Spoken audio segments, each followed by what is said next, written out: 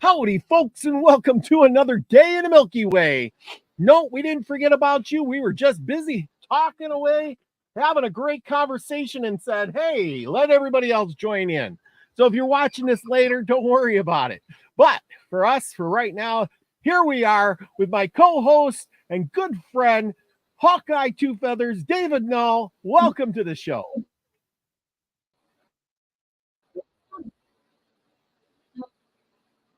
Must be a little delay. Can you hear me? Is he froze? Hello? With greetings and blessings always.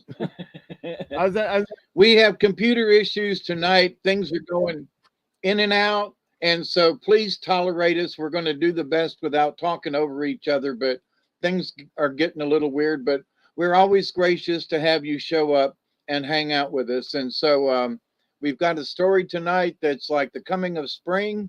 And Robert's got some good information. So here we go. That's right.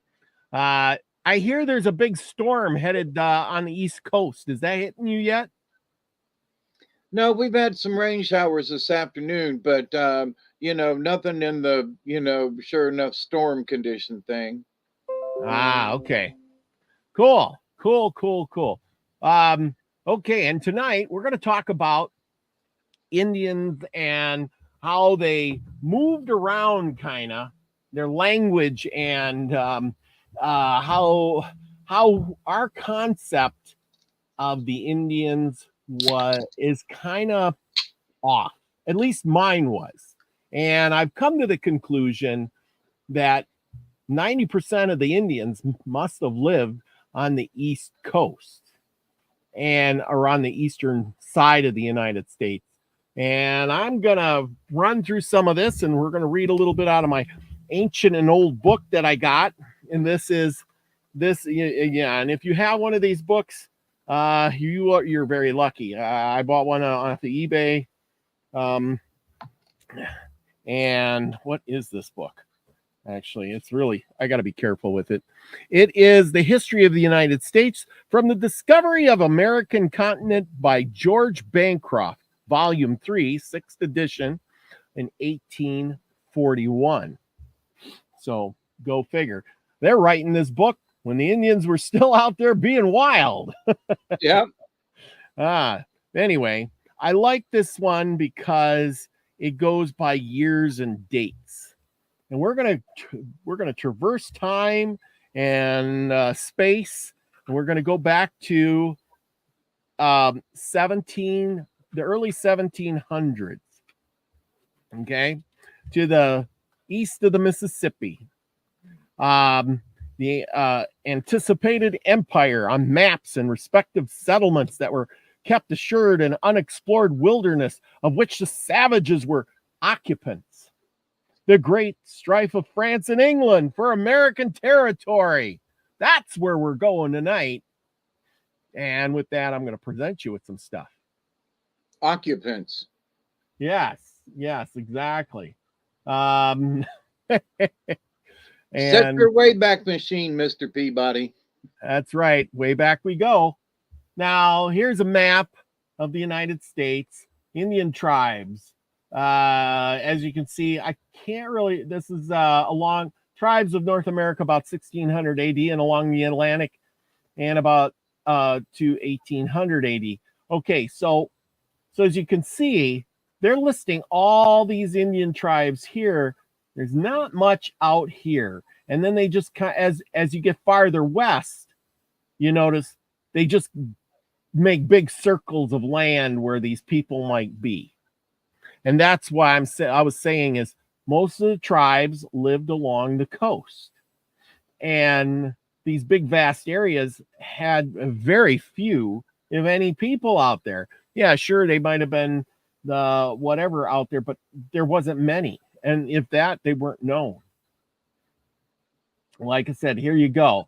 Now, this is probably a more newer map, but you can see the Sioux are out here, the Pawnee, the Plains, Comanche. But literally, the Comanche used to be over here. And then they moved down into Texas area. Okay, so if I can find something good. It took me a long time to find these maps. I tell you, these were really hard. Um, and you can see here's the Iroquois. They go up in the Pennsylvania area. And we've been talking a lot about the Pennsylvania, the Iroquois, the Confederation. So we're going to leave this one up for the moment until we get down here a little farther. It talks about the earliest books of America and contain tales of what, believe it or not, wild as fantasy could invent. Now, remember, this is wild and crazy territory. Nobody's explored it. It's, up to the imagination. And what do you think they were talking about in these places? People imagined that there was pygmies and with giants and tropical forests and concealed tribes of Negroes, and tenants of the Hyborian regions were white like polar bears. And and so this is the scuttlebutt that they had back in the day. Like, oh my gosh, the people in the north are white and they're giants. They're like polar bears. Can you imagine? I don't want to go there. I'm scared. Can I interject something here? Yes, go ahead. Remember we did the thing about Lewis and Clark, and that was about early 1800s. Yes. And so in with all their travels, they didn't report seeing a lot of Indians. That's right. That's right. I mean, they went a long way and they met tribes along the way, but there weren't scores and scores and scores of people. Right. Just wanted to point that out. That's right. This guy that was exploring Lafonu, he was a Frenchman, believed if they're not in a race of headless men, at least he believed in all these things, and he went out there to check it out. Let's see.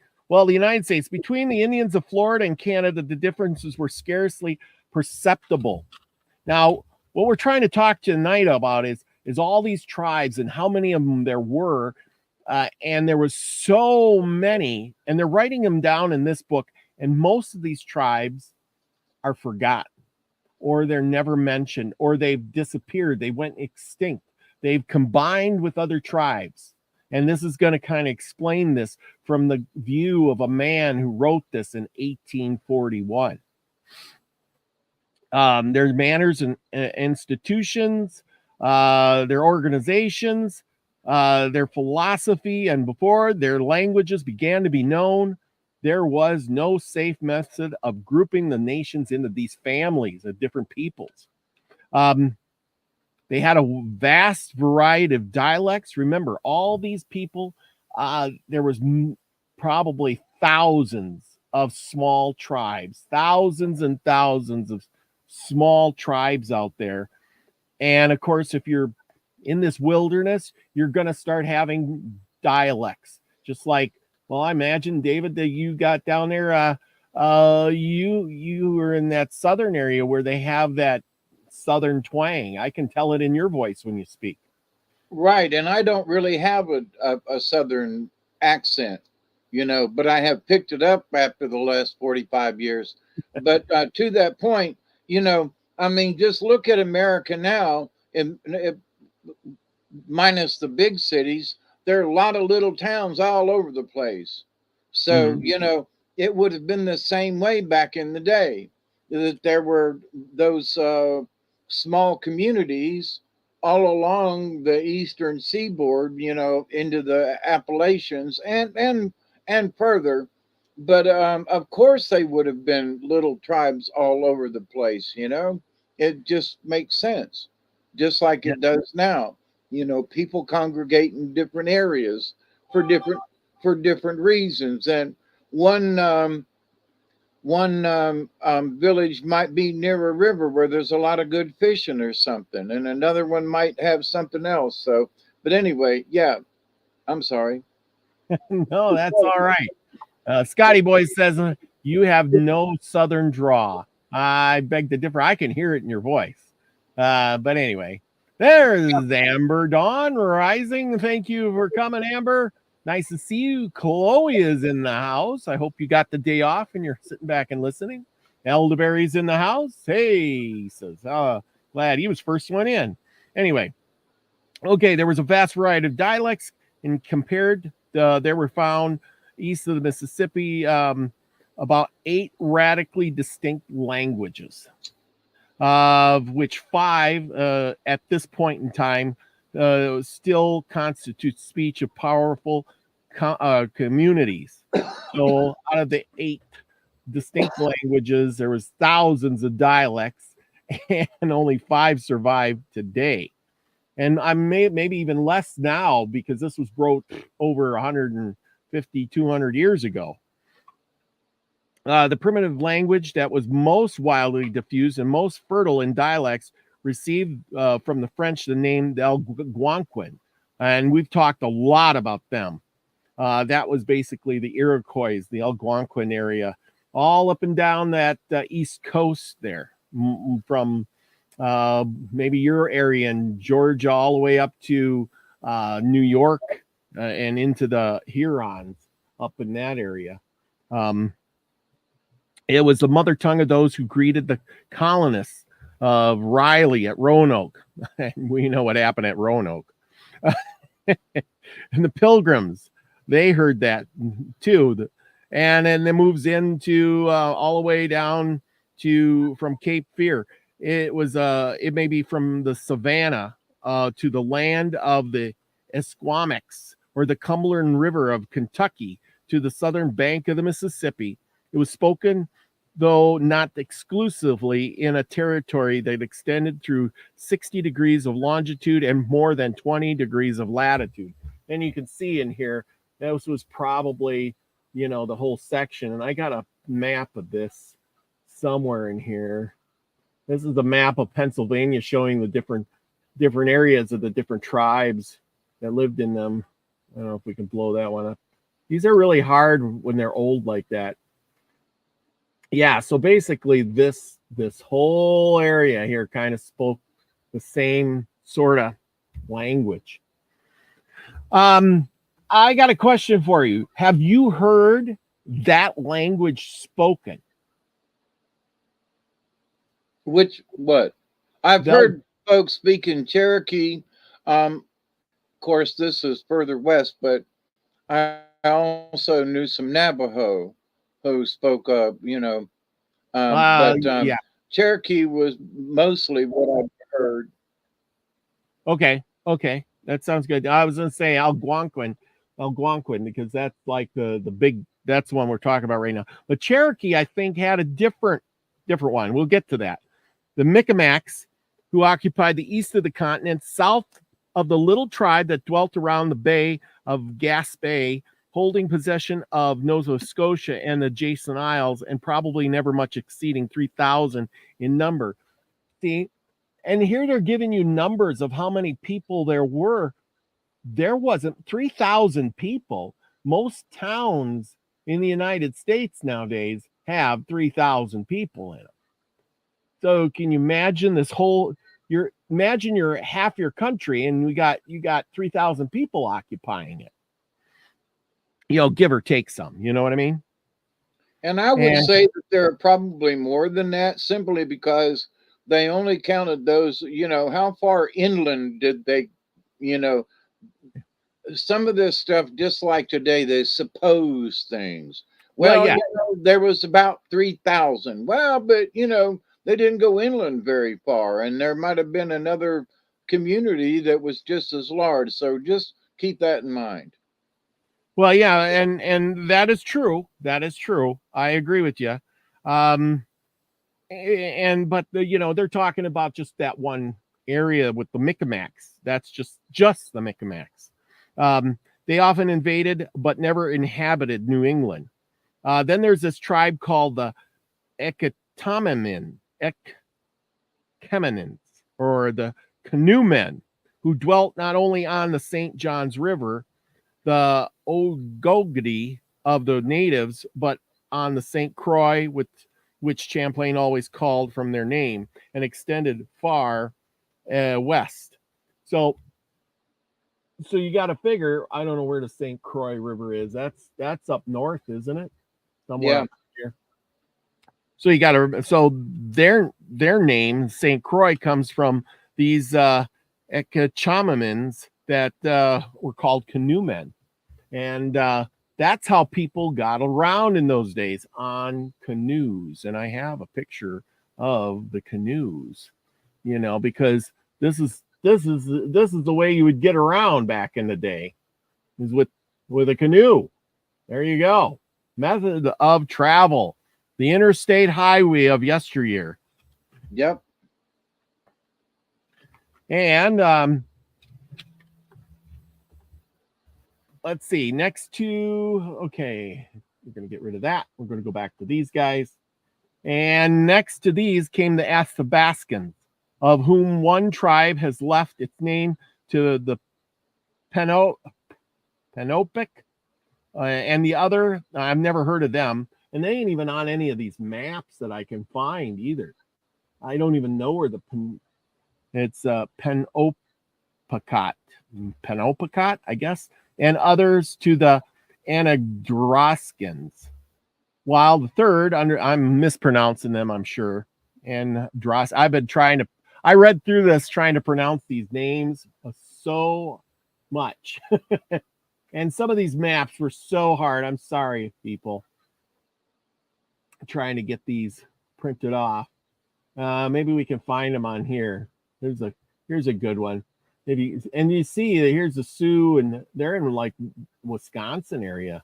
Anyway, and they're known for being out west. Anyway, we're gonna go on. While the third under the auspice of the Jesuits came here. Remember, they were trying to spread Christianity and all that stuff. So they took good records of all of this stuff. They lived among them, and they had a chapel, and they tried to, convert everybody. It says the clans that disappeared from their ancient hunting grounds did not always become extinct. They often migrated to the north and west of the Sokokis, who appeared to have dwelt near Sakako and have had, I never even heard these names of these places before. Like I said, this is an old book, and they're going to have stuff in here that we've never heard. And have an alliance with the Mohawks, many at an early day, abandoned the regions where they were first became known to European voyagers, and placed themselves under the shelter of the French in Canada. So, it sounds like to me that soon as the white man came, these people may have had an encounter, and then they fled. And I imagine that's because the white man drove them off. You think? Probably. And I think that some of them were like, hey, look, these folks are moving in with guns and rifles, and they're populating like nobody's business, so they migrated, I think, rather naturally, but they basically got the hell out of there. It might not have been like, hey, we need to move. These white people are coming.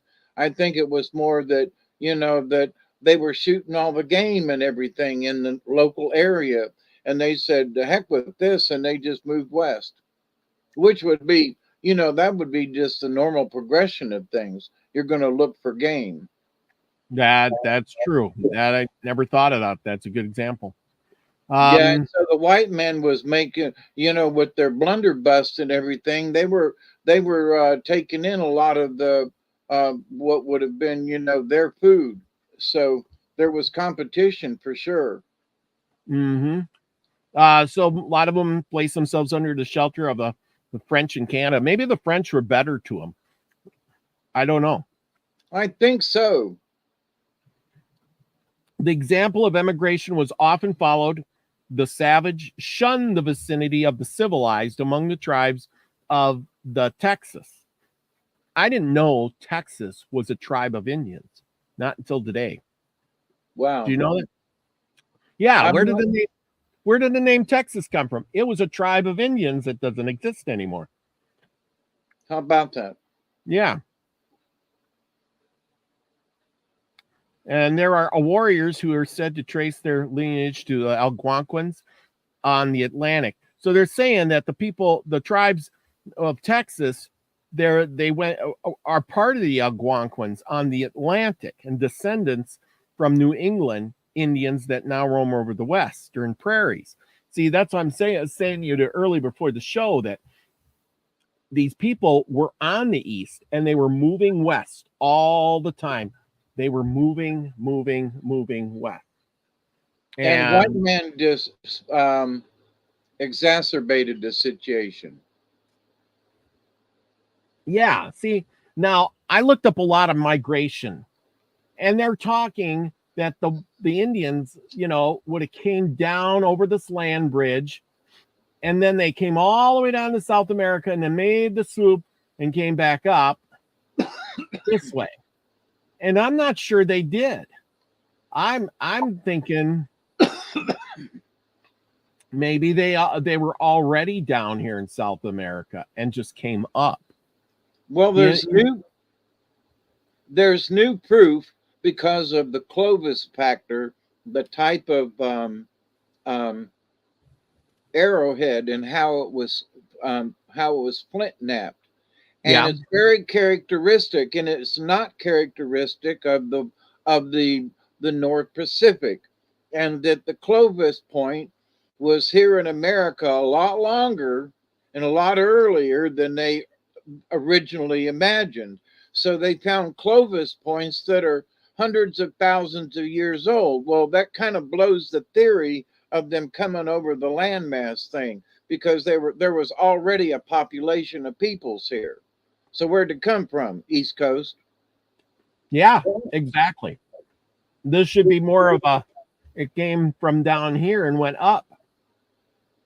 And see, this idea, this supposition, so many years ago when I was in high school and in school, back in the 60s, for God's sakes, they had to come across that way.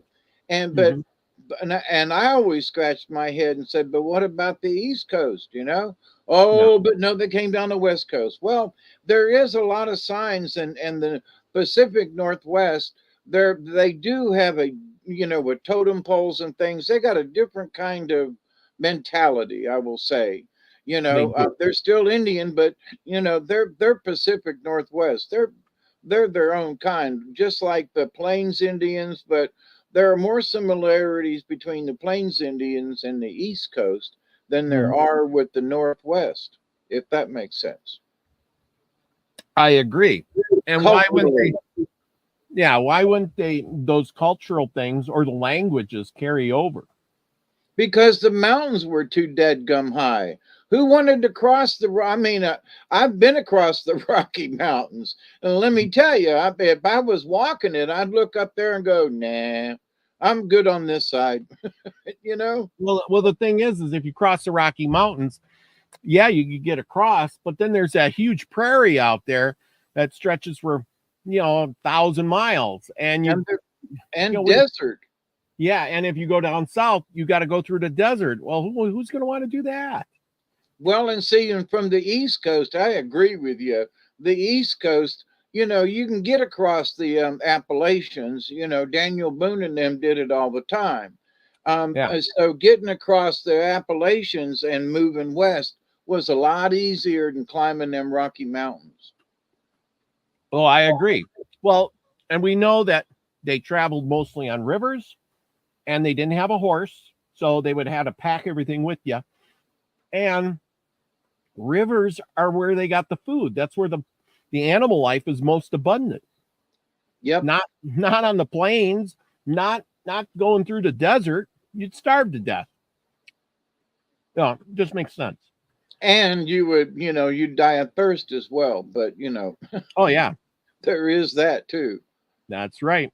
The forest beyond Saco with New Hampshire, and even as far as Salem, constituted the Sacumship of Pennock and the Pawtucket, and they afforded a refuge of the remnants of the feebler nations around them. The tribe of the Massachusetts, which is kind of cool, and because they got a state named after them, even before the colonization of the country, had almost disappeared from the shores of the bay that bears their name, and the villages of the interior resembled insulated and nearly independent bands that had lost themselves in the wilderness.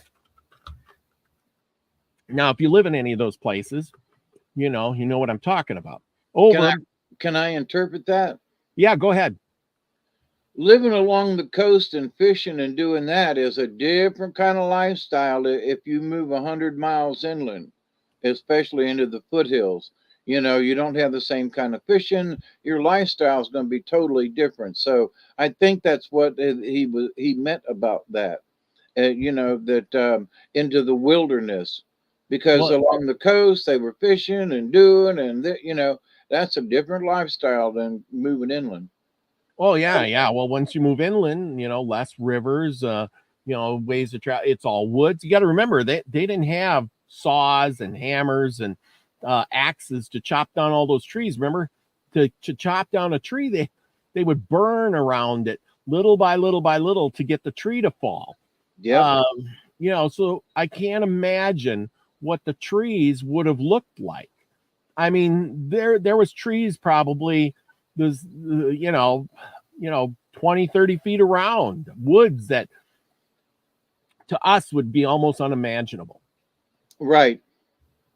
So yeah, the trees that were along the eastern seaboard when the pioneers first got here were almost in comparison to some of the redwood out on the west coast. They were huge. Yeah. They were huge. They said that some of them that were hollowed out, 10, 15 people, you could make a house in them. Yep. Amazing.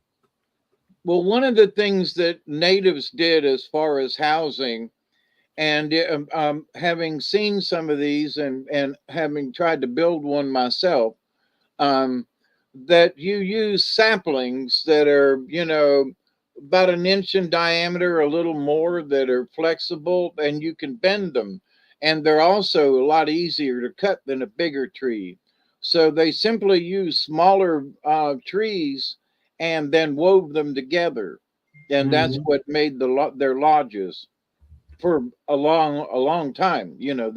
That's how they built them. Well, yeah, you didn't have to chop it up or anything like that. So it made it, and besides, if you're a moving tribe, you're not going to spend your time building a log cabin. You're going to put up some branches and throw some bark over it, make a long house, and next year tear it down and we'll move it to another place. But if you've lived on the ocean and out there, then probably you built a hut out of thatch and sticks. So you move inland, it's not the same, but you use the same principle. Yeah. You weave things together for your house. Exactly. Let's see. We got a picture of any of that. Nope. Okay. So this was a migration. Let's get back to the natives. Maybe you can see on here, Choctaws, the Woawakons. Now, this is a map that you would get back in the day when you're going out west, so you knew which tribes of Indians you were running into. Amazing, huh? Anyway, we're going to continue on. And by the way, if you got a map, it was copied or hand drawn, because they didn't have mimeograph machines back then. That's true. So those maps were hand drawn. A cartographer was worth his weight in gold. Yeah. Anybody that could make a map or even copy a map was like, they were highly regarded. But anyway, sorry. Oh, and looking at that map, it's amazing how much Florida still looks like Florida. And how did they know it looked like that? I still want to know that one. How wide it is. There's a narrow spot up towards the panhandle.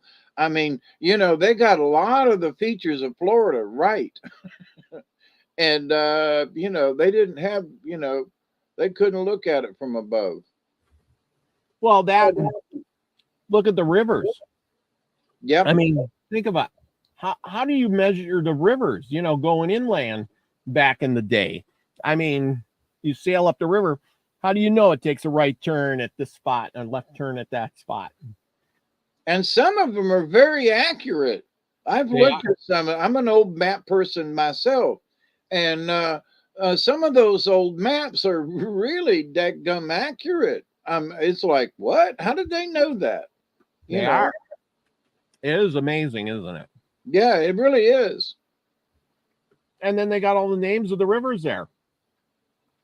Savannah, the Shawnee, the Petit Bedi. I don't even know what some of those are. But anyway, they're on there. Here's the Mississippi. They got the Mississippi already. Anyway, we're going to continue on. Over by Long Island, the most civilized of the northern nations of the Pequods and the branch of the Mohicans that occupied the eastern part of Connecticut and ruled a part of Long Island. It's hard to imagine that Indians were ruling Long Island. Earliest victims to the Europeans, of course. The Europeans wiped them out. I have already, and they were going up by Hudson Bay. Okay. The country between the banks of Connecticut and Hudson Bay was possessed by an independent village of the Mohicans, kindred with the Manhattans, whose few smokes once rose amidst the forests on New York Island.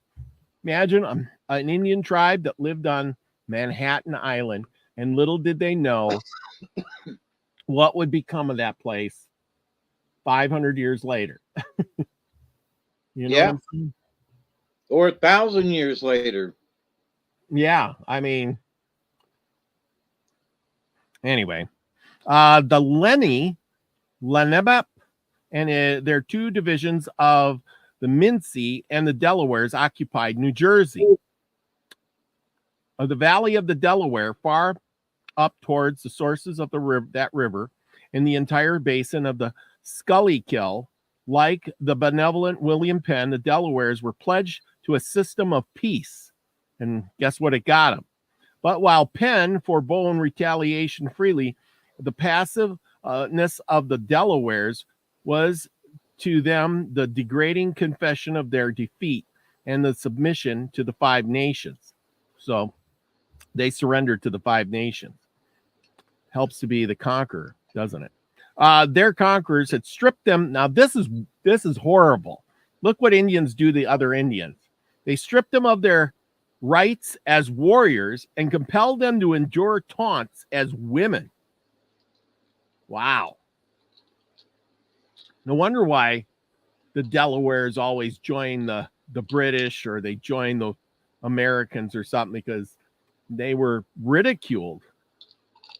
Beyond the Delaware, on the eastern shore, dwelt the Nanacoats, who disappeared without glory or melted imperceptibly into other tribes, which I imagine a lot of these tribes did. They just melted into other tribes. Some of these pictures aren't that great. I'm sorry. And I'm sorry. And one of the things that I kind of complained about was some of the elders and other folks when I said, well, are you a direct descendant? And I said, my grandmother, great-grandmother, and great-great-grandmother. Well, that's not enough. Well, what do you mean? Well, we want you to, if you're going to be Cherokee, you're going to be pure bleed Cherokee, pure blood. Well, wait a minute. But there is no such thing as a pure blood, because there was so much mingling of the other tribes. And I argued that point for years with folks. And it was like, how can you say pure blood when you yourself don't know if you're pure blood because of all the mingling? But anyway. Yeah. Let's see. Dutch Sense Channel. Dutch measured the continents as they had precise measurements. Good one, Mary. Mary Wins is in the house. Hey, Mary. Michelle KM3 is in the house too. Good deal. Hi to all y'all. Here's another one of those old maps. I like these because they draw little pictures. Look, you're going to go out this way down this river, you're going to find Indians. Going down this way, there's a whole Indian village. You go down this way, here's another Indian village. I like the way they, and then they name them. Look at here. I don't even know what this one's called, but they got a big thing in the middle of their village. Look at that. There's like a big torch or something there. You know, and they got some dogs. We got, you know, canoes. There you go. There's canoes floating down the river. Anyway, must be French because I can't read any of those words. Anyway, yeah, but I mean, you can. This is your map. You go down this river, and then there's a river that breaks off. You can go down there. There's an Indian village along the river. There's another one on the other side. You see, that's what you need for a map. Okay, beyond the Delaware, on the eastern shore dwelt the Nanticotes, which disappeared without glory. Okay, and then their names of the Aquanimac and the Palminico are the chief memorials of the tribes that made dialects of the Algonquin, the mother tongue of the natives among the seacoast as far south at least as Cape Hatteras. It is probable also that the Coreys and the Coromines, who also dwelt in the southward of the Neuse River, spoke a kindred language, thus establishing Cape Fear as the southern limit of the Algonquin speech. Out of the whole dominion of the Powhatans, which had the tribes of the eastern shore as its dependencies, and including all the villages west of the Chesapeake, from the most southern tributaries to the James River to the Patuxent, the power of the little empire was entirely broken in the days of Opanakaka. I'm pretty sure I said that right. Oh, it sounds better in my head than when I speak it. He was one of those powerful chiefs. He was a powerful chief. Had a great war with the white man. Opakampekanaw. Yeah. Opakampekanaw or something like that. Anyway, after the insurrection of Bacon and the Confederacy disappears from history. The Shawnees connected to the southern eastern Algonquins with the west. The basin of the Cumberland River is marked by the earliest French geographers as the home of the restless nations of wanderers. A part of them afterwards had their cabins and their springs in the neighborhood of Winchester. Their principal band removed from their hunting fields in Kentucky to the headwaters of one of the great rivers in South Carolina. See how these Indians, they moved around a lot. And then if they weren't, they were removed. Here's a better picture of that. Look at, they got like a totem pole. Oh, this is a campfire here. This is a blown up picture of that. Oh, there's a beaver. Go down that river. There's beaver. Here they got a totem pole in the middle. There's snakes over here. Anyway, the Cherokee Nation of Indians. There we go. That's a picture of that. Okay. Now we're over in South Carolina, and at the later day, an encampment of 450 of them who had been straggling in the woods for 4 years was found not far north of the headwaters of the Mobile River on their way to the country of the Muskogees. 4 years, 450 of them were wandering around and nobody knew it. That's how big the land is. It was about the year 1698, and 3 or 4 score of their families, with the consent of the government of Pennsylvania, removed from Carolina and planted themselves in the Susquehanna. Sad were the fruits of their hospitality. Others followed, and when in 1732 the number of Indian fighting men in Pennsylvania was estimated to be 700, one half of them were Shawnee immigrants. See, I think you were right. These people were immigrating. They were all getting mixed together. Oh, yeah. Now, here's the part where we were talking about the desolate wilderness. So desolate was the wilderness that a vagabond tribe could wander undiscovered or undisturbed from Cumberland River. You know where that is? The Cumberland River? To Alabama. I think the Cumberland goes through Georgia, doesn't it? Or no, that's Kentucky. Kentucky and Tennessee. Yeah, that's it. From the Cumberland River to Alabama, from the headwaters of the Santee and the Susquehanna, or to the Susquehanna. The Miamis were more stable in their own traditions, preserved the memory of their ancient limits. So they're saying that some tribes are, preserving their stuff. Okay. It says here, this is a quote from one of the Indians. My forefather, said one of the Miamis, Little Turtle. Now, we talked about Little Turtle the other day at Greenville, kindled the first fire at Detroit. From hence, he extended his lines to the headwaters of the Sickato, and hence to the mouth, from thence down to the Ohio, to the mouth of the Wabash, and from thence to Chicago to Lake Michigan. I don't know if I got a picture of that in here. Maybe I have to go back to the Miamis. Nope. Well, I know in Dayton and around in Ohio, the Miami River is named after the Miami Indians. And yeah. And it runs right through Dayton and through Ohio. Prevalent through that area at least. And I think the author is trying to say they were more stable than being nomads. Yeah, so here's Lake Michigan. What I got out of it. So, here's the Miamis. Miami's right here. And so they basically had this whole green area from up in here all the way down. That was the Miamis. Chicago to Lake Michigan. So from here to there, all the way down to there. From these down to the Ohio, to the mouth of the Wabash, and from hence to Chicago on the Lake Michigan. These are the boundaries with which the prints of my ancestors' houses are everywhere to be seen.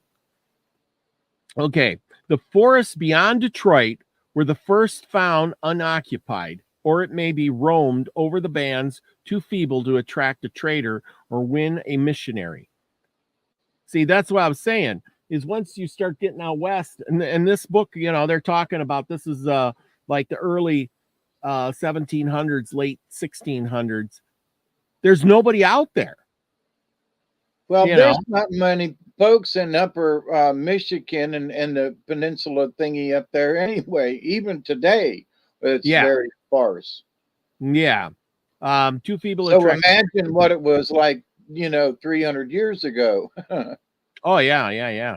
Ottawa's, the Algonquin fugitives from the basin of the magnificent river, whose name commemorates them, fled to the Bay of Saginaw and took possession of the whole north of the peninsula as a derelict country. Yet the Miamis occupied its southern longevity, and their principal mission was founded by this guy, Altuez. That must be a French guy, on the banks of the St. Joseph within the state of Michigan. So saying once this tribe got ousted, they went up north and occupied the upper parts of Michigan. Ottawa's, yeah. So and here it is up here. So they did go up to upper Michigan, that peninsula up there, because there was nobody there, just to get away from everybody. Let's see. The Illinois were kindred to the Miamis, and their country lay between the Wabash and the Ohio and the Mississippi. So here's the Illinois right here, and they're in this area here, just down south, kind of where Illinois is. Marquette found a village of them on the Des Moines, which is a river, but its occupants soon withdrew to the east of the Mississippi. And Kaskaskia, Cahokia, and Peoria still preserve the names of the principal bands, of which original strength has been greatly exaggerated. The vague tales of considerable population vanish before the accurate observation of the missionaries who found in the wilderness or the wild wilderness of Illinois scarcely 3 or 4 villages. On the discovery of America, the number of the scattered tenants of the territory, which now form the states of Ohio, Michigan, and Indiana, and Illinois, and Kentucky, could hardly have exceeded 18,000. I don't know about that, but maybe. Can you imagine 18,000 people occupying this whole section there? I don't know. No, I agree with you in that, maybe in the larger camps, but I just don't think, there's a lot of territory. I've driven through Tennessee and Kentucky and Ohio. There's a lot of land there. And in some areas, there still aren't many people there, but there's still little communities with a couple of hundred to 1,000 people. So I find it hard to believe that there wouldn't have been more people. Yeah, but you got to remember, there's not much game in Illinois if there's, it's all plains and emptiness. Or, you know what I mean? Oh, yeah, but there were quail. They have deer in Ohio, and some of them are really big deer. But there used to be a lot of fowl, a lot of pheasant and stuff like that. And they were plentiful. And just like, there used to be quail used to be plentiful all over down here in the South, and they're gone. And so the same thing with out West. So one of the things that they did eat and could catch were, the pheasants and the the birds. Yeah, that is true. That is true. I think you're right, but I think they were scattered and they couldn't count them. But I don't think there was big populations because you can't really feed a big population on a bunch of quail. You know what I mean? Or pheasants. I mean, you got 20 people in your party, you're going to need how many quail a day or pheasants or, deer? I mean, how many people could you feed on one deer? Right. So I guess that has something to do with it. They ate differently too back then. I mean, one good meal a day was it. Yeah. Yeah. This wasn't a 3 meal a day and this and that. But they also had other things. They could dig potatoes and roots and berries in the season. But they did starve in the wintertime, Oh, yeah. Oh, yeah. The northwest of the Saxon Fox, west of the Chippewa bands of the Sioux or Dakotas, had encamped on prairies east of the Mississippi, vagrants between the headwaters of Lake Superior and the falls of St. Anthony. So we're talking about this up here. Here's the Sioux, the Foxes. Here's the Foxes and the Sioux, basically in Minnesota. They're talking about. Yeah. So anyway, they were a branch of the great family, which dwelling for the most part west of the Mississippi and Red River, extended from the Saskatchewan to the lands south of the Arkansas. French traders discovered their wigwams in 1659. Wow. Anyway, there seems to exist a hierarchy of warfare between them and the Chippewas. Their relations to the colonists, whether of France or England, were at the period accidental and related chiefly to individuals. But the little community of the Dakota family had penetrated the territory of the Algonquins, the Winnebagos, dwelling between Green Bay and the lake that bears their name, preferred rather to the environed by the Algonquins to stay in the dangerous vicinity of their own kindred. Like other western and southern tribes, their population appears of late to have greatly increased. Hmm. Nations which spoke dialects of the Huron Iroquois had been called the Wyandots, were, on the discovery of America, found powerful in numbers and diffused over a wide territory. The Pennsylvania enclosed between Lake Huron and Erie, the Ontario, had been a dwelling place of the 5 Confederate tribes of the Hurons. After their defeat by the 5 nations, part descended of the St. Lawrence, and their prodigy may still be seen near Quebec. You know, it just really makes me wonder why these tribes were all up in this northern half. You think there was more stuff up in there? Because there was a lot of people up that way. I thought there'd be more down in the southern half because it's warm. The Wyandots fled beyond Lake Superior and hid themselves in dreary wastes that divided the Chippewas from their western foes. In 1671, they retreated before the powerful Sioux and made their home first at St. Mary's and then Michilimackinac. Afterwards, near the post of the Detroit. Thus, the Wyandots within our borders were immigrants from Canada. And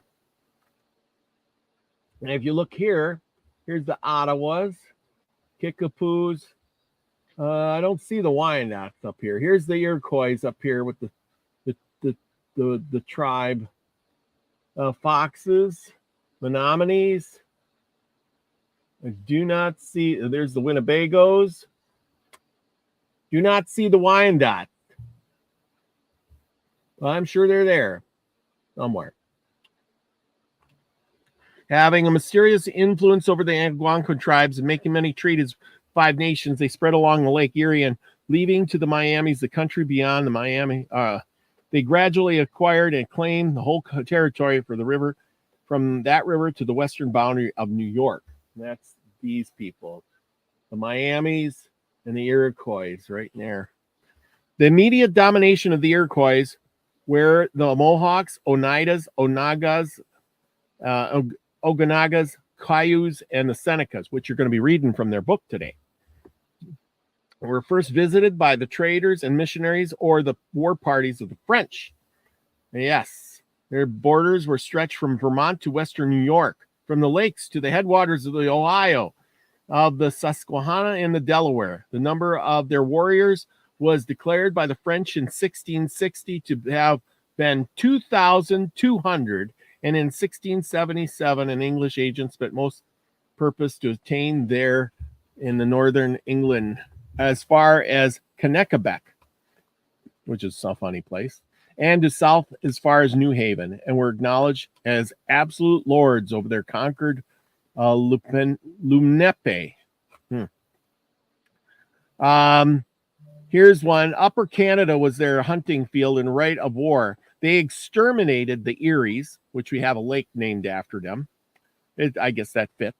And the Nadasas, whose both tribes of their own, their families, and one dwelling on the southern eastern banks of Lake Erie and on the headwaters of the Ohio. They had triumphantly invaded the tribes of the west as far as Illinois. Their warriors had reached the soil of Kentucky and western Virginia and England, and so forth and so on. Wow. So these people were, they were invading, and I assume, not to say the least, but I think they were once the French or the English gave them guns and weapons, they were the superior tribes. What do you think of that? Oh yeah, but remember they could only fire them once. Well, but, yeah. if they came into with their guns raised, then one good volley from the Indian, from anybody into a tribe could do a lot of damage. Mm-hmm. So even though they may have had to stop to reload, that first volley would have sure enough scared the pants off of. And the guns back then were blunderbusses. In other words, there were more like shotguns than anything. Yes. Where later on they used a ball, but back in the day it was more of a shot kind of thing, like a shotgun, and Well, they just pointed it, and yeah, but if you got close to your enemy and you pointed it and shot, you'd probably blow them in half, you know. and it scared a lot of them more than anything, because they didn't know that, it took them a while to figure out that they had to reload and how long it took to reload, and so in the meantime they're hauling butt looking for arrows, and because if they've been attacked, probably that was unawares. So Yes. but it would have been very effective nonetheless. But as to how effective, well, that remains to be seen, because some tribes, some of them warriors, they were good, Yeah. So you might have had guns, but they would have whooped your butt anyway. So, because if those firing the guns were bad shots, then all it did was scare the people. So it depends. It depends, but I would say that it would make them more superior because of the scare factor. Yeah. Well, I agree. Oh, come on. Let's see. We get a better. If somebody's got a shotgun shooting at you towards the woods, it doesn't matter whether or not he's hit anything or whatever. It's the fact they got a shotgun, And so it's like, I don't want to go over there, So that's what I mean by the scare factor. They were like, well, whoever they can point them things at us and could really hurt us. Oh, definitely. Definitely. So, now we're gonna go down to the Cherokee.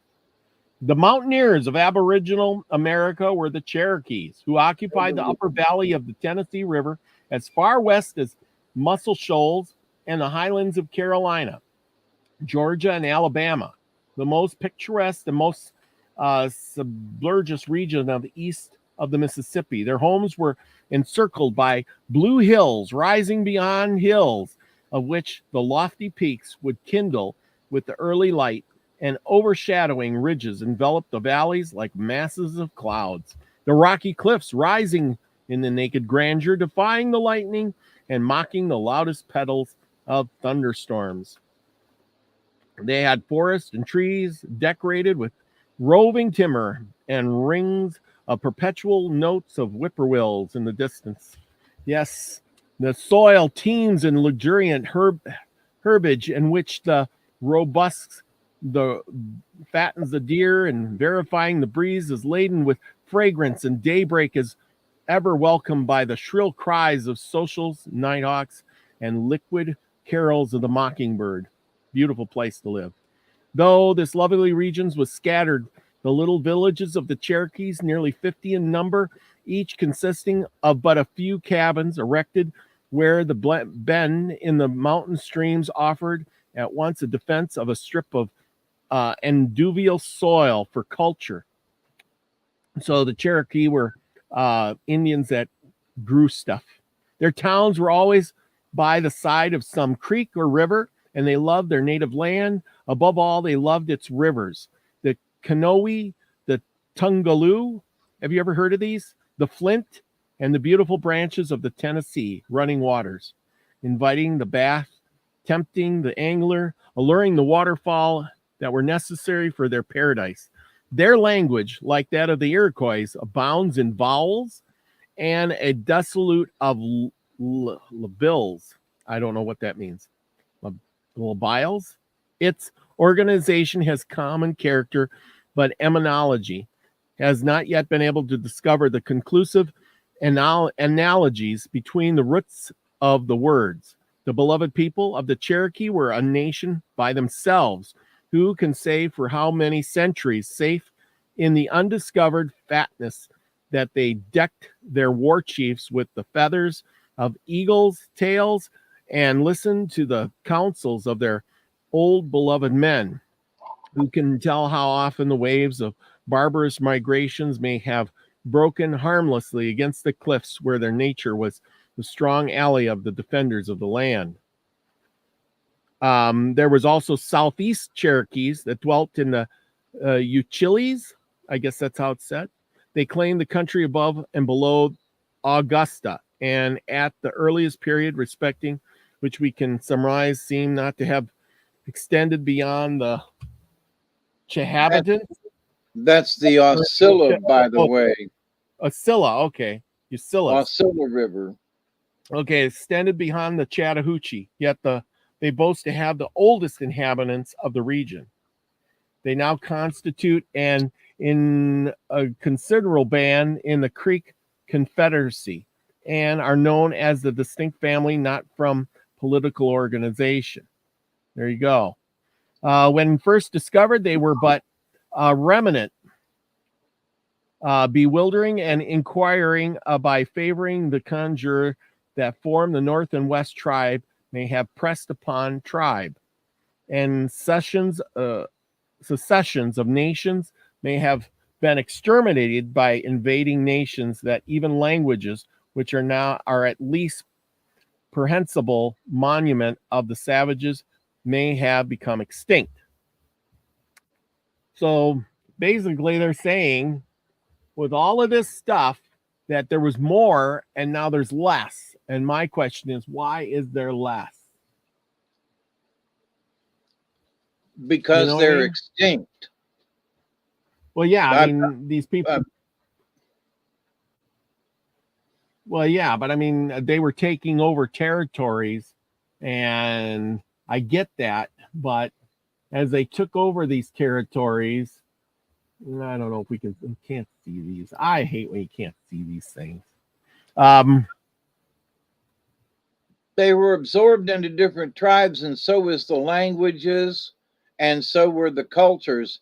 And, if the primary language was Cherokee and you were Creek, well, then you learn Cherokee. That's true. That's true. Here's some, names of the places, and you might recognize this. Look at Martha's Vineyard and Nantucket Island. There were the Pequots, the Nantucket, Nagasets. We know those. Pocanets, the Wampanoags, the Massachusetts, Nipmucet, Mohican, the Muskie, the Quippery, Umpachog, Shikanak, and so forth and so on. Popanuk. There they are. They're right there. Anyway, that is kind of my presentation for the day. What do you think of that? But it is kind of interesting. It makes you think. If you want to learn more about this stuff, people, you go right ahead and look it up. It is kind of interesting to check out these different tribes, and makes your mind think. They were once many, then they were few, then the white man came along and they became once many again. Why? And my thought is something happened along the way. Either the food ran out, which is more than likely, or disease came along and wiped them out. I mean, there's only a few factors that could wipe out people, right? Right. What do you say to that? Yeah, I mean, either the food got too low because they didn't have too much farming. I mean, the East Coast did the most farming, but there was a lot of tribes that didn't do farming. And I so think what made the difference is that steel implements were brought in. And so where they may not have farmed before because they were doing it with sticks, they now had steel implements to cut with and to turn the soil. They also had seeds because the white man did a lot of seed storing and so forth. So, agriculturally, things changed. But I also agree with what you said about diseases. I think that, early on, what decimated them was the fact that white men brought the common cold. They brought all kinds of stuff, and it took a generation for them to become immune to the white man's diseases, because the folks out on the plains and everything, for 100 years, they weren't affected by the white man's presence, with the cold or whatever. Now they could still get smallpox or whatever, but them dying of the cold or whatever, or something simple like that, what was had dropped, because the immunity had come into the native communities. Mm-hmm. So I think that's where that drop came in, and then it came back up again. Well, and it's just like the white man. They were saying, us as a civilization, that our population hovered around 2 billion people on Earth until the discovery of oil and what it could do. And then once they discovered oil, and they could make machinery and things like that, the population exploded. We basically are here because of cheap energy. Oil makes fertilizer, gas, oil make fertilizer. You can't have cows pooping to fertilize all the fields in the United States. You know what I'm saying? Oh, but they used to do a really good bit of it. I mean, they used to go, bat guana was a really big. I mean, even down here in the South, that bat guana was, that's bat poop. Yeah. But there's still some old buildings down here that have the word guana painted on the side of the building, and that's where they used to store it and so forth. But anyway, so yeah, bat guana was brought in from all over the place. People collected it, and so yeah. Well, didn't they used to catch like fish and use the heads and stuff for fertilizer? The carp or whatever. Absolutely, and crush it up. Yes, absolutely. Nitrogen. And other things too. Entrails of animals and things, and bone meal. They learned about bone meal, and so anybody that a town that had somebody that was doing the meat processing, had a lot of bones and things left over. So they crushed them up, and that was added into the fertilizer. So that's been going on for a long time. Farmers have been recycling their own stuff, right down to the bottom. Yep. Yeah. Oh, yeah. Well, like I said, it's they're the population can expand. It's just like when the horse came. The horse came, and then these tribes moved out onto the plains. And since there was nobody there, and there was lots of buffalo to live off of, their population, like the Comanche, the Sioux, you could see in those maps that the Sioux was just a little band kind of fighting to survive, and eventually they moved out onto the plains from Minnesota, and now they're mostly out west here in like North Dakota, and which is a big long ways. I mean, that's right. That's a long ways, for people to travel. But I think as the white man moved on to the East Coast, all those tribes intermingled, fought with each other. Think about it. If you were the first tribe to get metal to make arrowheads, or the first ones with guns, like Lucky said here, if you got a gun and you got some arrows, he says, look, the guns would be supported by arrows, so together they were unstoppable. And if you were the tribe with the guns and the arrows, you're unstoppable. You're wiping everybody out. Which means more deer for you, more game for your tribe. You're going to collect their women and have more children, because remember those days, those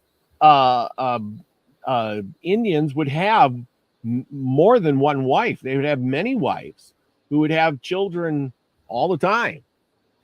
So there you go. Anyway, that's my spiel for tonight.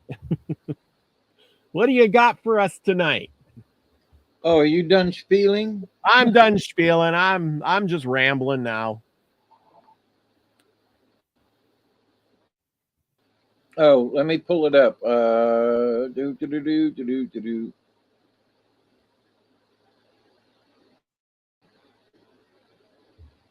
The coming of spring is The our coming story of for spring. tonight. The Wajio dies girls. There's Mushroom Eater, a bird. Whoops, one of the wild duck family.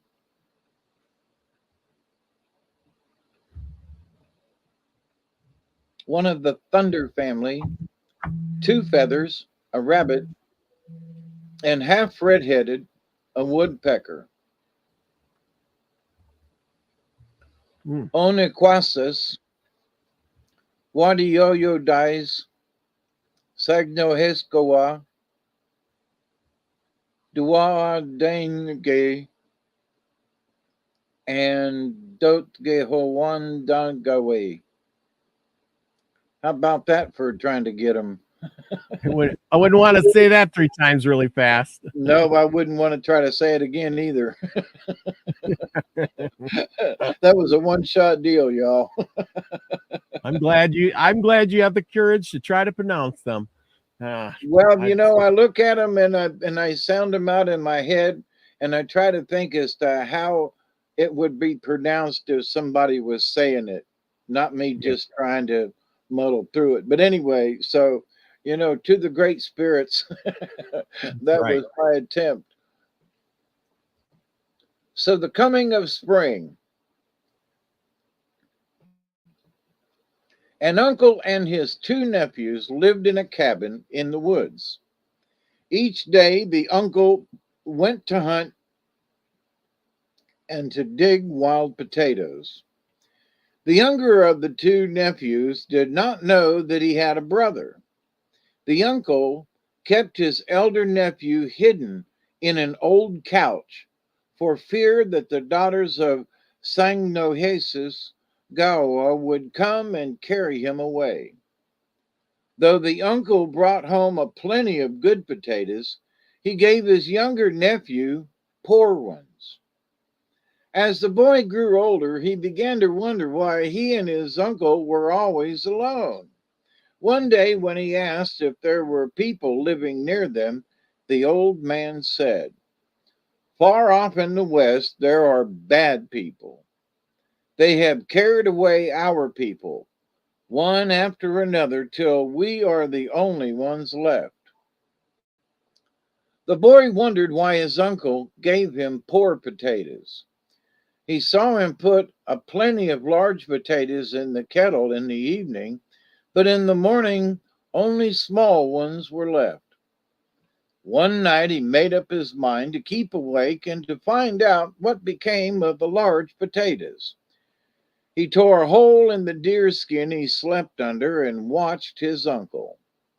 Toward the middle of the night, the uncle got up, stirred the fire, and going to an old couch in the corner, he called, "Out, nephew! Nephew, it's time to get up." When there was no answer, he struck the couch with a switch and called, "Nephew, nephew, are you ready to eat?" Then the top of the couch came up and a young man appeared. The two men sat down by the fire. The potatoes, covered with moss, were simmering. The uncle uncovered them, picked out the largest and the best, and gave them to the young man. After the two had eaten heartily, the old man took a turtle rattle and kept time while the young man danced. The little boy thought, "That must be my brother. Now I'll have fun." When the young man hid himself in the couch, the uncle covered up the fire and lay down in his own place. The next morning, as soon as his uncle had gone out to dig potatoes, the little boy began cooking. When all was ready, he went to the couch, raised the cover, and said, "Come out, brother, come out. We'll eat and then dance." "No," said the young man, I cannot come out in the daytime. If I did, those Wadioyodais girls who live off in the west would hear me. Never mind, said the little boy. They'll not hear you. Yes, they will, and they will come and carry me off. They don't know that I am here, but if I make a noise in the daytime, they will hear it and come for me. No matter what the young man said, the boy teased and begged till he came out of the couch. They ate and then began to dance. Suddenly, they heard a noise like thunder, a noise that made the earth shake. What was that? Asked the little boy. That's the Sagnohisgawa getting her daughters ready to come for me, said his brother. She is getting ready to push the canoe from the top of the house. The young man crept into the couch and covered himself. The little boy kept shaking the turtle skin rattle and dancing. Soon, two women appeared sailing in a canoe through the air. They were singing, and their song said, "We are coming for two feathers. We are coming for two feathers." They looked in at the smoke hole and asked, "Where is your brother?" "I have no brother," said the little boy. "I only have an uncle. He is old. He is off digging potatoes." "There is a young man in the house." "No, I'm all alone." "You are not telling the truth. You'll suffer if you lie to us the next time we come." In the evening, when the uncle came, he asked, "What have you been doing today? Did you find your brother?" "I have a brother?" asked the boy. "Wasn't there someone here today?" "No." "What did those women come for? I heard them." There wasn't anyone here today." The uncle said no more, but the next morning, when starting off, he said, "Go out of doors and play. I don't want you to stay in the house." The old man was scarcely out of sight when the boy ran to the couch and began to beg his brother to come out. At last the young man came, and the two amused themselves till the elder brother heard the women coming. "Now," said he, "I shall have to go." But he hid in the couch. Soon a canoe grazed the top of the house, and two women came in, and one asked, "Where is your brother?" "I have no brother. I've only an old uncle," said the boy. "I dance to keep from being lonesome." The women looked around, and seeing beautiful red hair hanging out of the couch, they raised the cover, and there was the young man. The three got into the canoe, and it rose in the air and sailed away toward the west. When the uncle heard the singing, he ran home as fast as he could, for he knew what had happened.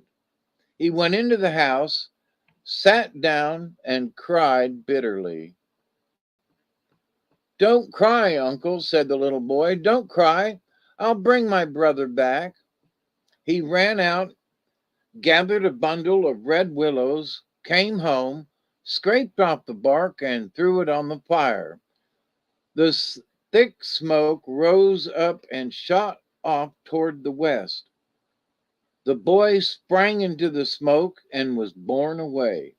He overtook the canoe, and the young man knew that his little brother was following to rescue him.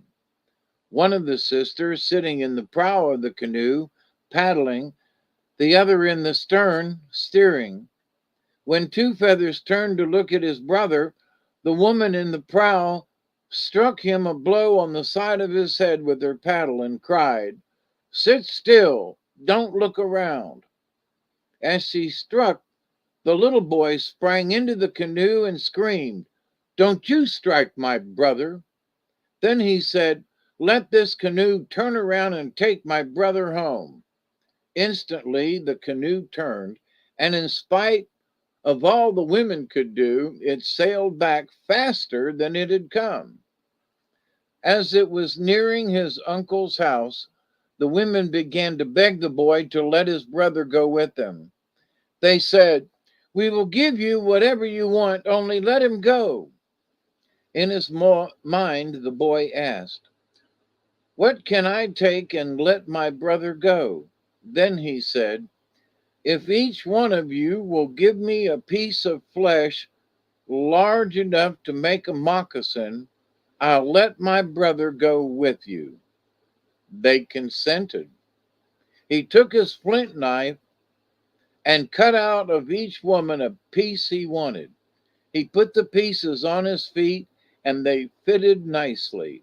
Immediately he was at home, and the canoe sailed off toward the west. When his uncle asked where his brother was, he said, "I brought him almost home, but I let him go when the women gave me these beautiful moccasins. With these moccasins on, I can do anything I want to. I can kill those women." After a few days, Oniquas, for that was the boy's name, had such a power from his moccasins that he knew the women were tormenting his brother. He told his uncle and said, "I am going after Two Feathers." He gathered a bundle of willows, scraped off the bark, threw it on the fire, and when a thick smoke rose up, he sprang into it and shot off toward the west. He came down at the edge of a clearing in a great forest.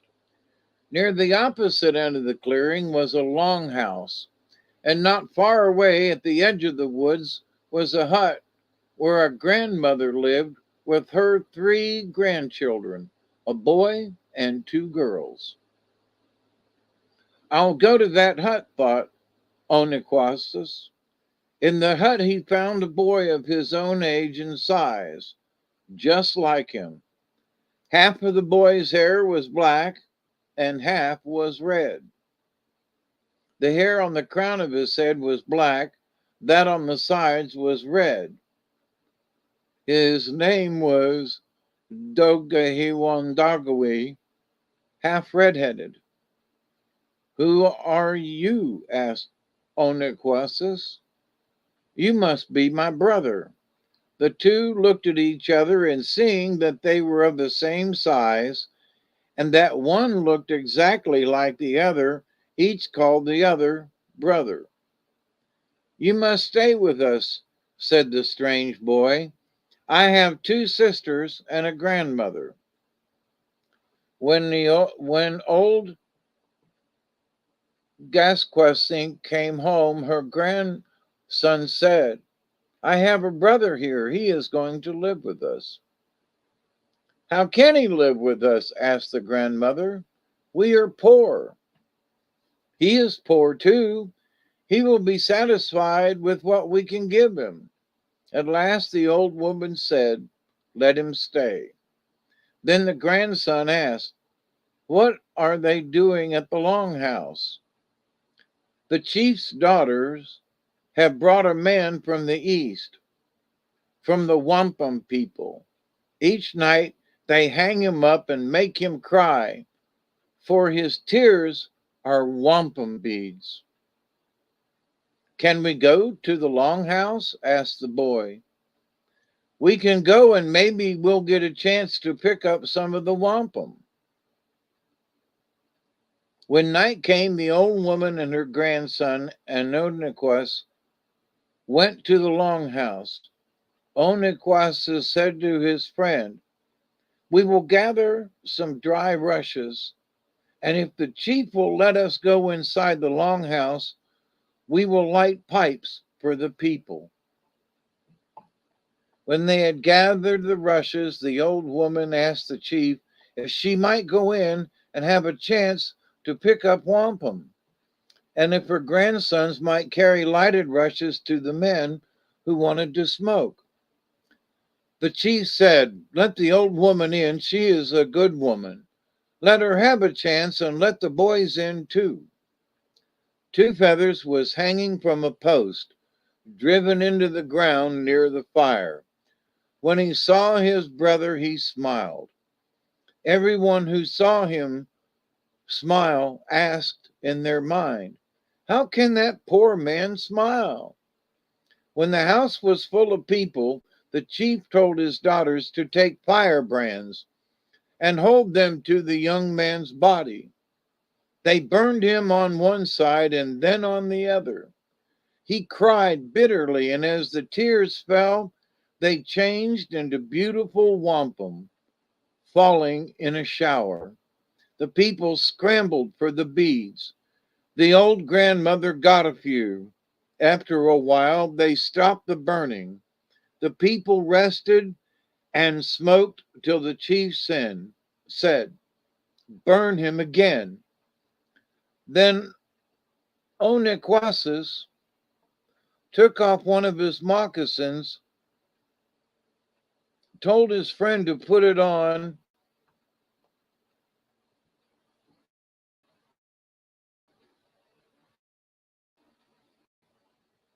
I lost my place. Hang on.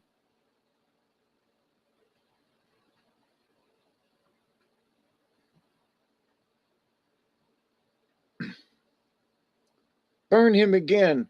Then Onequasis took off one of his moccasins and told his friend to put it on and to stick his foot in the fire as soon as the sisters began to burn the young man.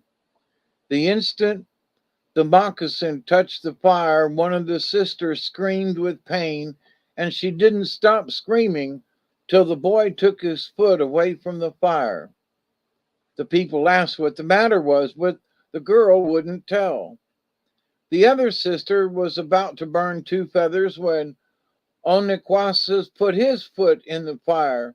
She dropped the brand and screamed as if in terrible pain. The grandmother and two boys went outside. Then Onequasis said, "Let all who are in the house fall asleep and sleep soundly." As soon as the people were asleep, Onequasis freed his brother, carried him outside, and then he fastened the door. And walking around the house, he repeated, "Let this house turn to stone, and let the stone be red hot. Let this house turn to stone, and let the stone be red hot." Right away, the house was stone, and the stone was red hot. All the people inside were burned up. Then Onequasis said to the old woman, "Grandmother, you must come home with me. You will be a good wife for my uncle." When the two brothers and the grandmother and her grandson reached the old man's house, they found him mourning for his nephews. He had been tormented by foxes that came to the door, knocked and called out, "We are here, uncle." Soon after the nephews went into the house, a fox came and called out, "I have come, uncle." "Let him in," said Onequasis. The fox ran to the fire to get ashes to throw into the old man's face. Onequasis caught him and said, "Now I'll punish you." He tied the animal's forelegs together with a bark rope and hung him up in the smoke hole. Tears rolled out of his eyes and made dark streaks along his cheeks. His face and nose were black with soot. His hair that had been white became tawny from smoke. When he was almost dead, Onequasis took him down, threw him outdoors, and said, "Be off and never come here again." Since that time, foxes have black noses and their fur is a tawny yellow. The end. Now, what that's got to do with the coming of spring, not a clue. I don't have a clue about that one. It's an interesting story, but as far as the coming of spring, not a clue. Not a clue.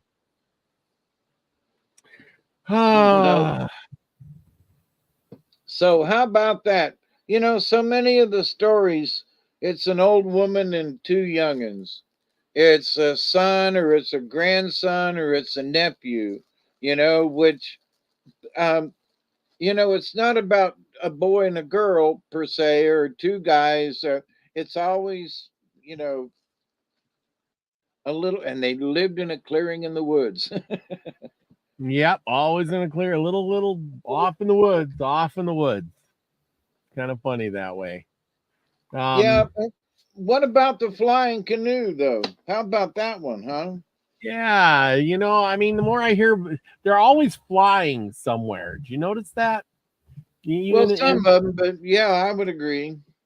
they're flying, they're on geese. Remember the one guy hitched his thing to some geese and flew off. This one had a flying canoe. Other ones had flying houses, or they fly on smoke, or they manage ways to get around. You know what I mean? Yeah. The big eagle carries them off. Remember the one? Yeah.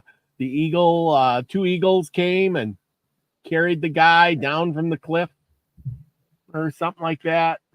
Right. Saved him when he fell or something. Yeah. Wasn't that it? Yep. So, yeah, it's kind of interesting. Kind of interesting. Anyway, let's see what is going on. Hey, everybody, don't forget to join me and Nina on her new channel Friday night. I'm going to try to put a link in the description here if I can find it. Her new channel, Friday night, No Truth to Religion or something like that. I can't remember exactly what it is.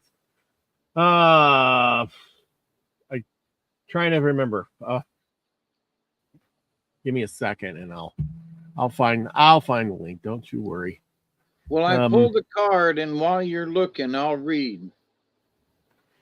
All right. Oh yeah, And yeah. Here, I got it. I can. It's September 15th at 8:00. If I can find a link to it. Oh yeah, here it is. Yeah. Copy.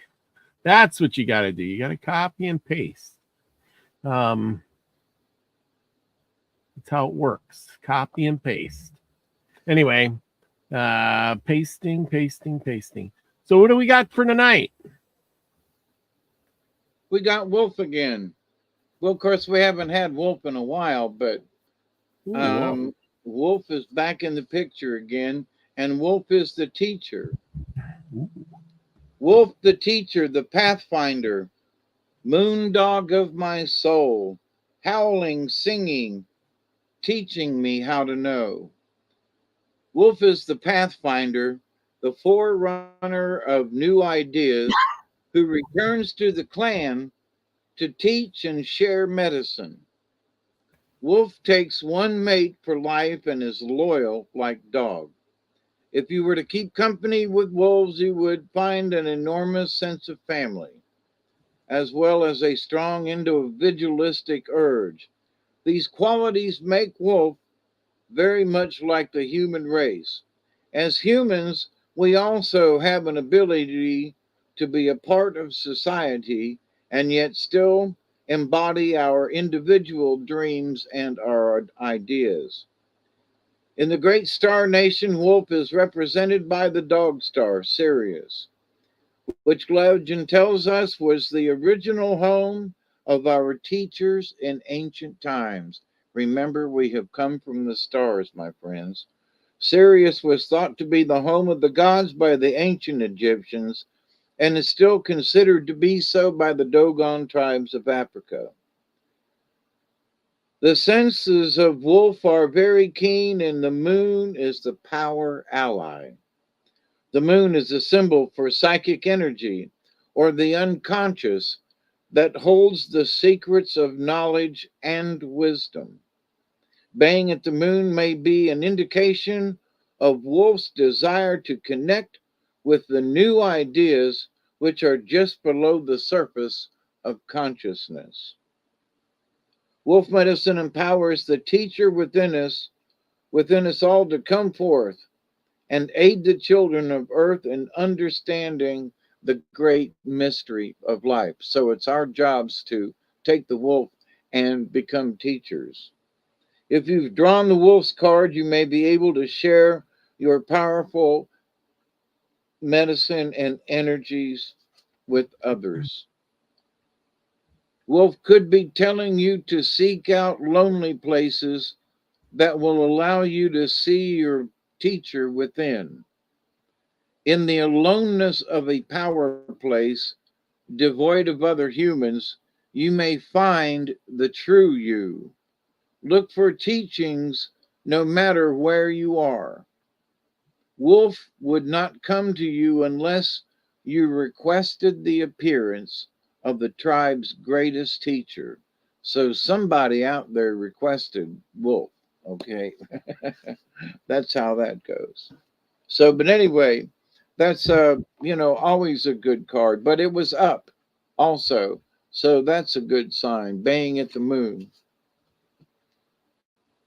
Yes, yes, it is. The great teacher. Learn from the wolf. A lot of people, they got a lot of stuff for wolves, you know? I mean, there ain't many wolves.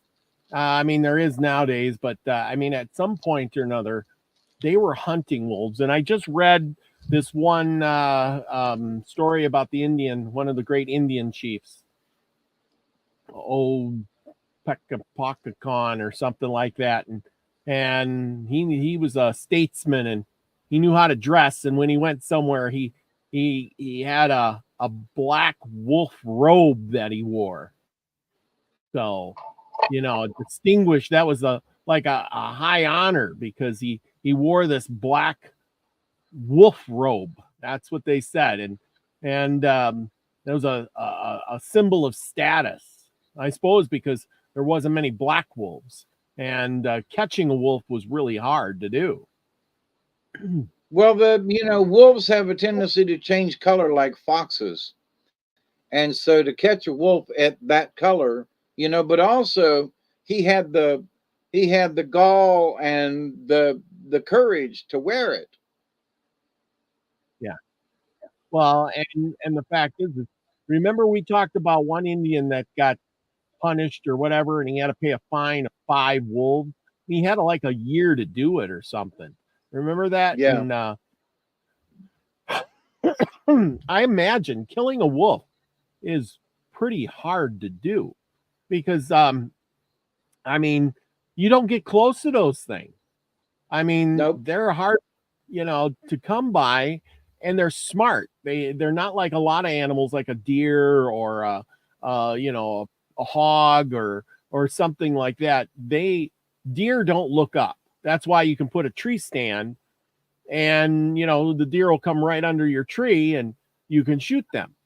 But whereas a wolf, he's looking up and he's looking around and he can smell. He's got a good nose. I mean, if you get anywhere close to him, yeah, he knows you're there. You set a trap, he can smell the trap.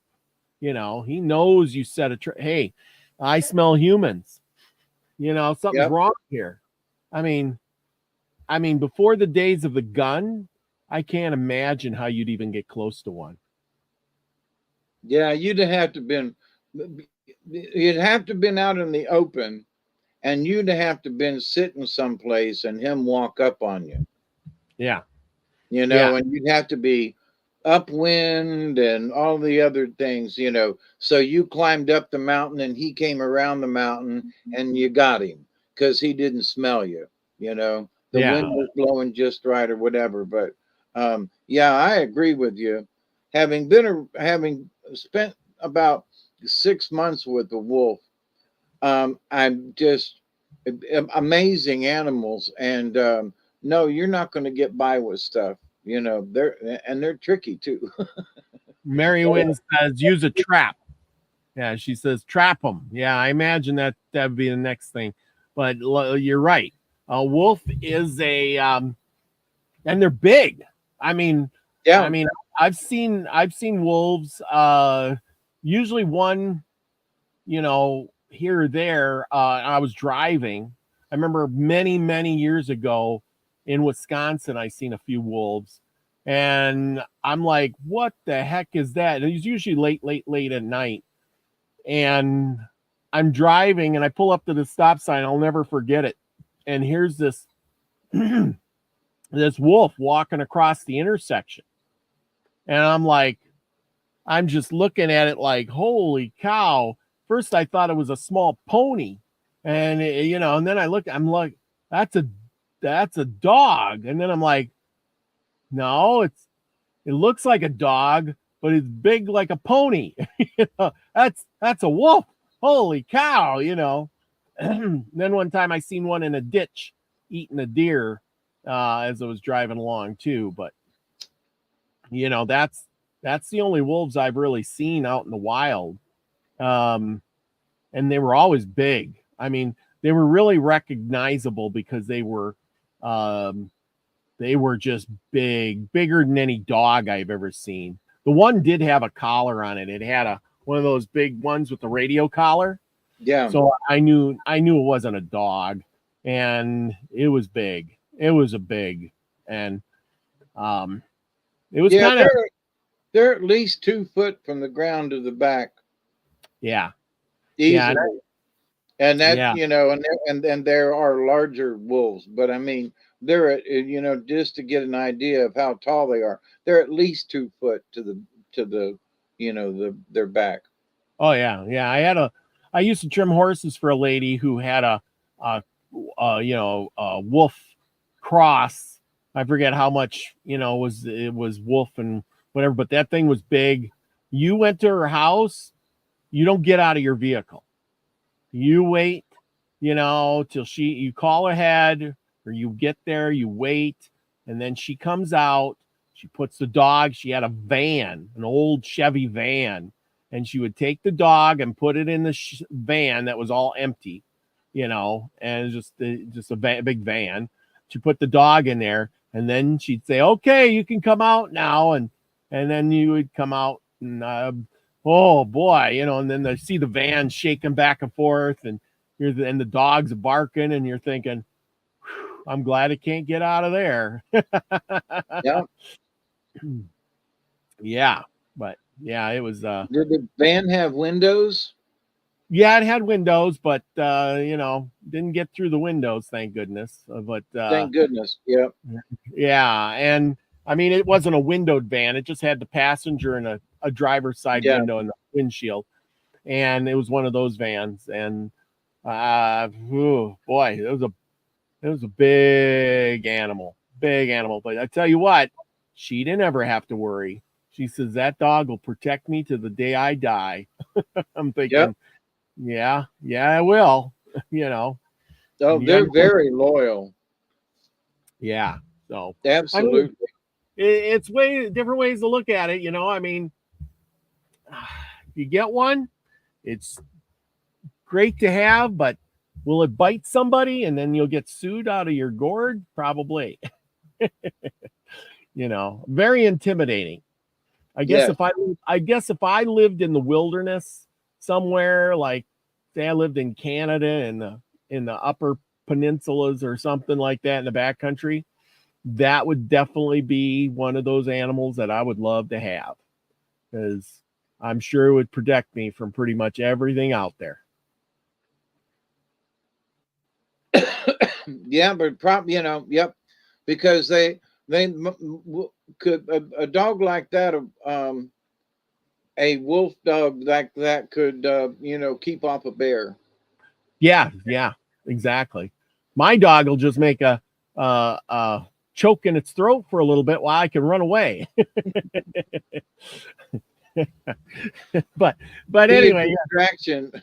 Yeah, that's pretty much it. But then again, sometimes if you look at it that way, it's either you or the distraction. And it's like, I don't want my dog to die, but if it's going to be me getting eaten by the bear, I'm running, and the dog is going to be fighting it off while I'm running. Or the dog's going to outrun you. Well, yeah, it depends on what kind of dog you have, but yeah, most dogs will at least bark, keep it entertained for a little bit. And I don't think bears really like dogs. Barking and I've watched plenty of videos, and I've seen people talk about it, and they said, you got dogs around, those dogs are barking and stuff, that bear is going to avoid you and those dogs like the plague. Yep. And I'm thinking, probably. They're going to be making noise.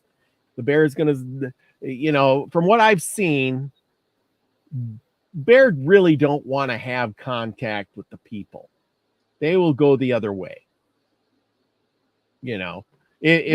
If necessary, they don't want to confront you. I mean, I don't think any of those animals do. I mean, you leave them alone, they'll leave you alone, kind of deal. You know what I'm saying? Yep. But anyway, that's beside the point. I've had snakes run over my feet, and if they wanted to bite me or something, or they were just going on their merry way. I just happened to be there when they were crossing my trail. Yeah. So if I'd have stepped on it or kicked it or messed with it, then the snake wants to get riled up. Well, yeah, I totally agree. That's the way it goes. Let's see, I got a thing here.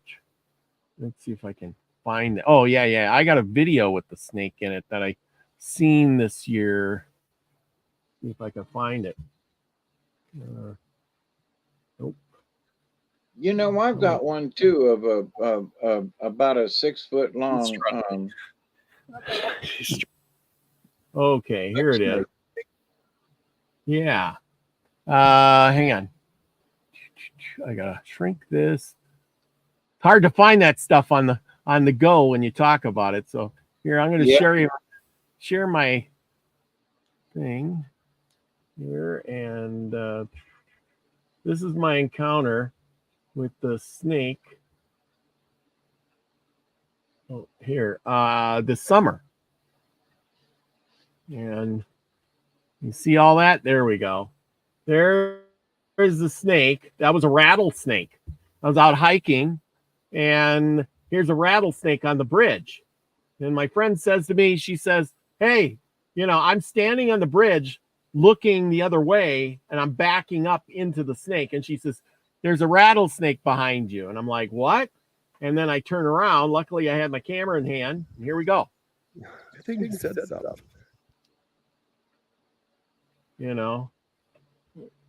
That, and there, thought there was more to it than that. I think that it.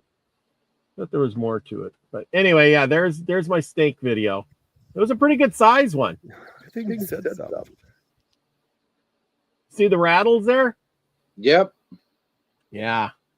So anyway, very interesting. Very interesting. I gotta stop share. Okay, there we go. But it was a pretty good size. I'd have walked right on top of it, not knowing. And then that's how people get bit. Yeah, and then it slithered away. As soon as I started looking at it and stuff, it was like, I'm out of here. And it crawled over that little bridge and then down into the thing. And I think I took a video of it there too, but I can't find it right now. I had it. I don't know where it went. When you want to find it, it's hard. But at least I found the snake one, so that's good enough.